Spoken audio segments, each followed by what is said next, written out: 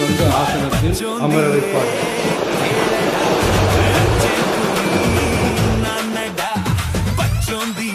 இங்கிலாந்து நாட்டில் உள்ள பாராளுமன்ற நடைமுறைகளில் போன்றவே நம்முடைய பாராளுமன்ற நடைமுறைகள். மன்னராட்சி இருந்த காலத்திலேயே அந்த பாராளுமன்றம் இயங்கியுள்ளது. அக்காலத்தில் அனைத்து அதிகாரங்களையும் பெற்ற மன்னரும் இருந்தார், பாராளுமன்றமும் இயங்கியது. அங்கே மன்னர் ஒரு பணியை செய்ய வேண்டும் என்று விரும்புவார். பாராளுமன்றம் அவருடைய விருப்பத்தை பெரும்பாலும் நிராகரிக்கும். மன்னர் விரும்பிய காரியத்தை பாராளுமன்றம் நிராகரித்து விட்டது என்கிற செய்தியை மன்னருக்கு சொல்ல வேண்டியவர் பாராளுமன்ற தலைவர், ஸ்பீக்கர் என்றார்.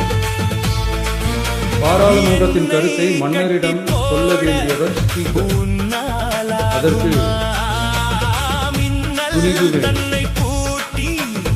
சில பணிகளை செய்வதற்கு தான் பாராளுமன்றத்தின் அனுமதி வேண்டுமே தவிர அந்த ராஜ்யத்தில் உள்ள எந்த பிரஜைக்கும் மரண தண்டனை விதிக்கும் அதிகாரம் மன்னருக்கு தான் விரும்பியதை பாராளுமன்றம் நிராகரித்து விட்டது என்று சொல்லும் ஸ்பீக்கருக்கு மரண தண்டனை விதிக்கும்படி